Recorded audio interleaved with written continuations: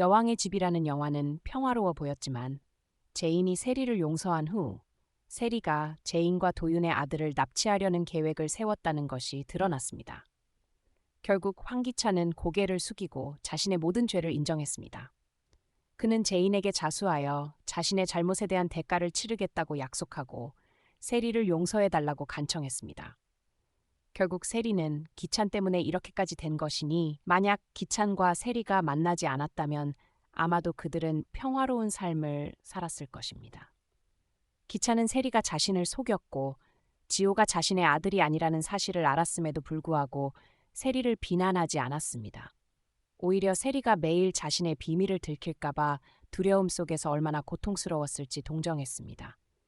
한 남자로서 기찬은 세리에 대해 책임감을 느꼈습니다. 기찬의 진심을 보고 감동한 제인은 황기찬의 요청에 동의하여 세리를 고소하지 않기로 했습니다. 황기찬은 종신형을 선고받았습니다. 제인의 용서에도 불구하고 세리는 자신의 죗값을 피할 수 없었습니다. 그녀는 김한에게 고의 살인 혐의로 고소당해 2년형을 선고받았습니다. 제인은 도윤과 결혼하여 행복하게 살며 매우 귀여운 아들을 낳았습니다. 오성 씨와 미란 씨도 다시 함께하게 되었고 성우는 부모님을 되찾아 유경과 결혼했습니다. 모든 일이 끝난 줄 알았던 순간 갑작스럽게 제인의 아들이 실종되었습니다. 그리고 그 아들을 납치한 범인은 다름 아닌 세리였습니다. 사건의 전개는 다음과 같습니다. 오늘 도윤과 제인은 회의 때문에 YL그룹에 가야 했습니다. 윤희 씨와 보람은 도윤의 아들을 데리고 슈퍼마켓에 갔습니다. 보람은 오빠에게 선물하려고 높은 곳에 있는 곰인형을 꺼내려 했지만 손이 닿지 않아 윤희 씨에게 도움을 요청했습니다. 윤희 씨는 기꺼이 도움을 주었지만 뒤를 돌아보니 유모차가 사라진 것을 발견했습니다. 깜짝 놀란 윤희 씨는 소리쳤습니다. 보람아, 은호가 어디 있지? 방금 여기 있었는데. 보람도 말했습니다. 맞아요. 유모차가 방금 여기 있었는데 어떻게 갑자기 사라질 수가 있죠? 윤희 씨는 겁에 질려 주변을 둘러보았지만 아이를 찾을 수 없었습니다. 공포에 휩싸인 그녀는 이리저리 뛰어다니며 아이를 찾았지만 아무도 아이의 행방을 알지 못했습니다. 결국 그녀는 제인에게 전화할 수밖에 없었습니다. 이때 제인과 도윤은 회의를 마친 상태였습니다. 제인이 지친 모습을 보이자 도윤은 위로하며 말했습니다. 이 프로젝트 때문에 네가 고생 많았어. 오늘은 일찍 들어가자. 너와 아이 그리고 보람이랑 같이 놀러 가고 싶어. 제인은 미소를 지으며 말했습니다. 좋아요. 그때 윤희 씨의 전화가 걸려오자 제인은 기뻐하며 말했습니다. 어머, 엄마 전화예요. 은호가 또 엄마 찾는 거겠죠. 엄마 저예요? 하지만 윤희 씨가 말했습니다. 제인아, 은호가 사라졌어. 제인의 얼굴에서 미소가 사라지고 극도로 당황한 표정으로 말했습니다. 뭐라고요? 엄마, 거기 계세요? 저랑 도윤 오빠가 바로 갈게요. 곧바로 도윤과 제인은 슈퍼마켓에 도착했습니다. 윤희 씨가 사건의 전말을 설명하자 도윤은 말했습니다. 그렇게 어린애가 스스로 움직일 리 없어. 분명 누군가가 납치한 거야. 카메라를 확인해 주세요.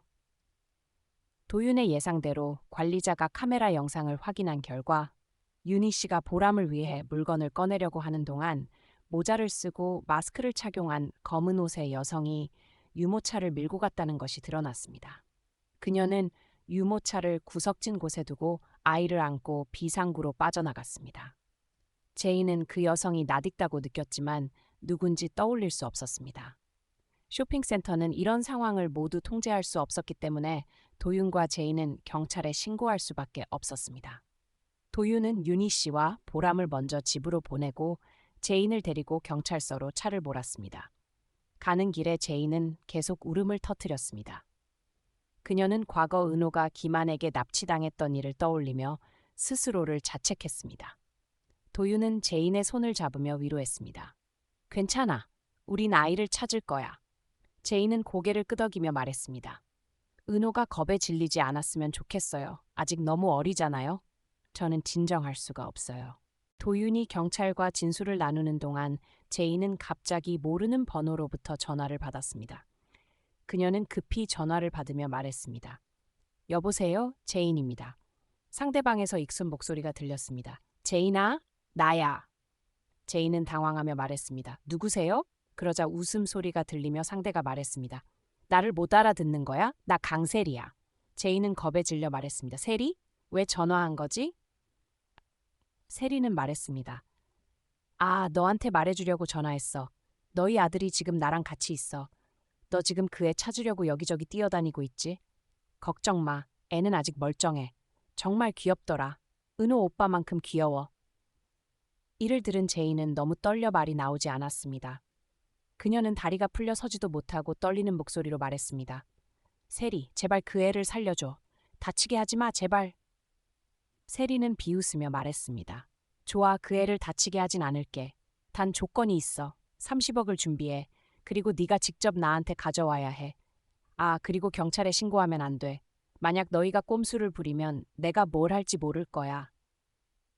세리는 그렇게 말하고 전화를 끊었습니다. 제이는 너무 무서워 주저앉아 소리 없이 울었습니다. 도윤은 제인의 겁에 질린 얼굴을 보고 급히 달려와 물었습니다. 제인, 무슨 일이야? 제인은 울면서 말했습니다. 세리가 그 애를 납치했어요. 도윤 오빠, 우리 은호는 어쩌죠? 그 여자가 미쳤어요. 도윤은 말했습니다. 괜찮아. 분명 다시 연락할 거야. 그리고 제인의 전화기를 주워 그녀를 일으켜 세운 뒤 경찰에게 전화번호를 추적해달라고 부탁했습니다. 하지만 세리가 사용한 번호는 일회용 유심이었기 때문에 경찰도 위치를 파악할 수 없었습니다. 경찰을 통해 도윤은 세리가 최근 가석방되었다는 사실을 알게 되었습니다. 도윤과 제인은 제인이 세리를 용서해준 후 그녀가 감사할 줄 알았지만 오히려 원한을 품고 복수한 것에 대해 잊고 있었습니다. 도윤은 경찰과 한참 논의한 후 제인을 차에 태워 세리의 다음 연락을 기다렸습니다. 과연 세리는 다시 문자를 보내왔고 돈을 전달할 장소를 알려주었습니다. 도윤은 즉시 약속 장소로 차를 몰았습니다. 세리가 나타났습니다. 그녀는 은호를 안고 목에 칼을 겨누며 말했습니다. 제인은 겁에 질려 울며 말했습니다. 세리, 돈은 준비했어. 제발 은호를 살려줘. 그 애를 돌려줘. 세리는 크게 웃으며 말했습니다. 너희가 내가 이 돈을 필요로 한다고 생각해? 기찬 오빠는 감옥에 갔고 난 모든 걸 잃었어. 내가 살아서 무슨 의미가 있겠어? 하지만 죽기 전에 너희에게 선물을 주고 싶어. 이 애를 데려갈 거야. 너희가 평생 고통과 죄책감 속에서 살길 바래. 세리의 광기 어린 모습과 은호의 밤을 가르는 울음소리를 보며 제이는 더 이상 견딜 수 없었습니다. 그녀는 말했습니다. 왜 그래야만 하는 거야? 왜? 내가 너를 용서했잖아. 왜 새 출발을 하지 않는 거야? 왜 자꾸 나를 해치려고 하는 거야? 세리는 눈을 부릅뜨고 소리쳤습니다. 너 때문이야. 네가 내 모든 걸 빼앗았어. 왜 우리 이름이 비슷한데 너는 모든 걸 가졌고 나는 아무리 노력해도 너랑 비교할 수 없을 정도로 고통스러웠어? 왜 너는 엄마가 되고 두 남자에게 사랑받으며 그들이 너를 위해 뭐든 해주는데 나는 기찬 오빠의 사랑을 한 번도 받지 못했어? 심지어 나는 사고 때문에 엄마가 될 수도 없어. 왜 너의 인생은 온통 행복인데 내 인생은 비극뿐이야? 난 받아들일 수 없어. 너도 나처럼 고통받길 바래. 세리는 웃으며 말했습니다. 그녀는 몸을 돌려 은호를 안고 다리를 넘어 바다로 뛰어내리려 했습니다. 하지만 결정적인 순간 경찰의 총격을 받고 고통에 찬 그녀는 은호를 놓쳤습니다.